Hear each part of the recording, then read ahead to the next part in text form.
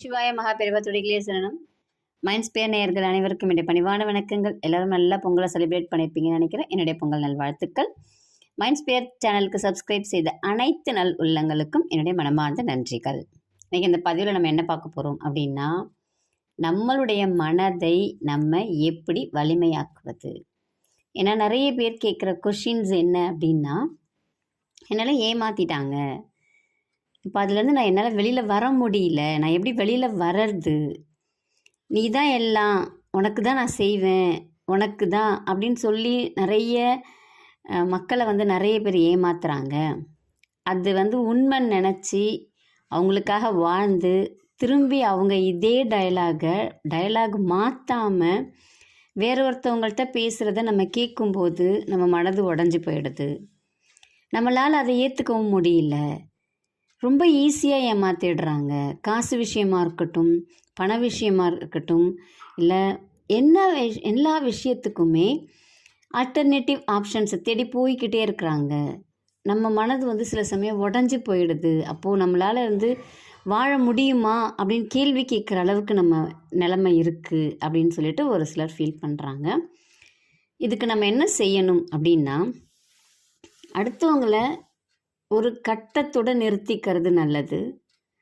அது செய்ய முடியல அப்படின்னா அவங்கள பற்றி நீங்கள் யோசிக்கிறத விட்டுட்டு உங்களை பற்றி யோசிக்க ஆரம்பிக்கணும்.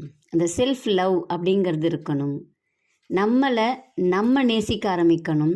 நமக்காக நம்ம டைமை செலவு பண்ண ஆரம்பிக்கணும். நமக்காக நம்ம பணத்தை செலவு பண்ண ஆரம்பிக்கணும். ஒரு சின்ன எக்ஸாம்பிள் சொல்கிறேன் பாருங்கள். அம்மா அப்பா கஷ்டப்பட்டு சம்பாதிக்கிறாங்க, பிள்ளைகளுக்காக எல்லாமே விழுந்து செய்கிறாங்க. கடைசி காலத்தில் பிள்ளைகள் என்ன பண்ணுறாங்க அப்படின்னா, அவங்க அம்மாவையும் அப்பாவையும் முதியோர் இல்லத்தில் கொண்டு போய் சேர்க்குறாங்க, இல்லை அப்படியே விட்டுட்டு கூட போயிடுறாங்க.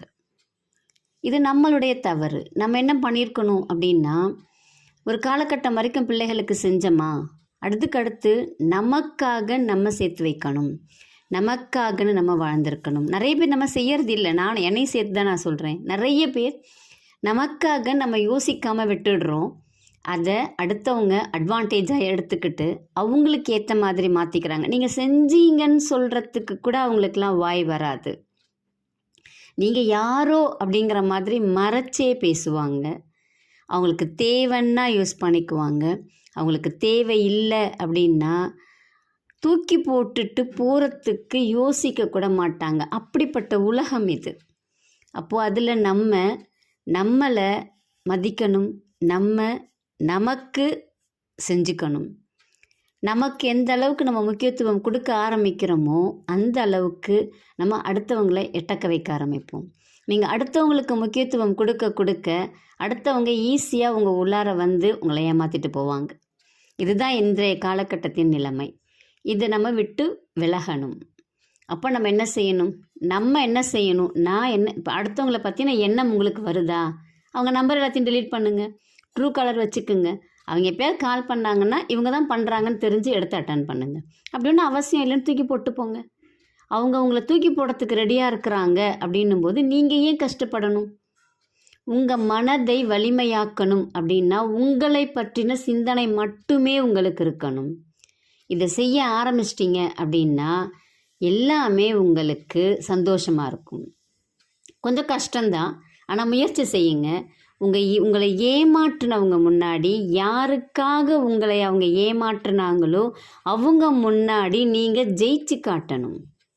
இங்கே பார், நீ யாருக்காக என்ன ஏமாத்தினியோ அவங்கள பீட் பண்ணுற மாதிரி நான் நிற்கிறேன் பார் அப்படின்னு செஞ்சு காட்டுற வலிமை நமக்கு இருக்கணும். நம்ம மனதுக்கு இருக்கணும், நம்ம உடலுக்கு இருக்கணும். அப்படி செஞ்சாதான் அவங்களுக்கு அந்த வலி இருக்கும். இல்லைன்னா அந்த வலி இருக்காது. அவங்க ஏதோ கேஷுவலாக எல்லோரும் ஏமாற்றிட்டு போவாங்க. இன்றைக்கி இன்னொருத்தவங்க, நாளைக்கு இன்னொருத்தவங்க அப்படியே போய்கிட்டே இருப்பாங்க. அதை அவங்கள நம்ம ஒன்றும் பண்ண முடியாது. அடுத்தவங்கள நம்ம எதுவும் பண்ண முடியாது. நம்மளை நம்ம செஞ்சுக்கலாம். நம்ம மரியாதை கொடுத்துக்கலாம். நமக்கு நம்ம இம்பார்ட்டன்ஸ் கொடுத்துக்கலாம். நம்மளை லவ் பண்ண ஆரம்பிக்கலாம். அப்போது நம்மளுடைய வாழ்க்கை மகிழ்ச்சிகரமானதாக இருக்கும். நம்ம மனது தெளிவுபடும். நம்ம மனது தைரியமாக இருக்கும். யாரையும் நம்பி வாழாது. இதுதான் நமக்கு தேவையானது. ஏன்னா நம்பிக்கை துரோகம் அப்படிங்கிறது ரொம்ப கேஷுவலாக நடந்துகிட்ருக்கிறது. இதிலேருந்து நம்ம வெளியில் வந்தோம் அப்படின்னா தான் நம்ம வாழ்க்கை நம் கையில். நம்பிக்கையோடு செய்யுங்க, எல்லாமே நல்லதாக தான் நடக்கும். நன்றி. இந்த சேனல் உங்களுக்கு பிடிச்சிருந்துச்சு அப்படின்னா, இந்த பதிவு உங்களுக்கு பிடிச்சிருந்துச்சு அப்படின்னா, அடுத்தவங்களுக்கும் சப்ஸ்கிரைப் பண்ணுங்கள், சப்போர்ட் பண்ணுங்கள், ஷேர் பண்ணுங்கள். நன்றி, வணக்கம்.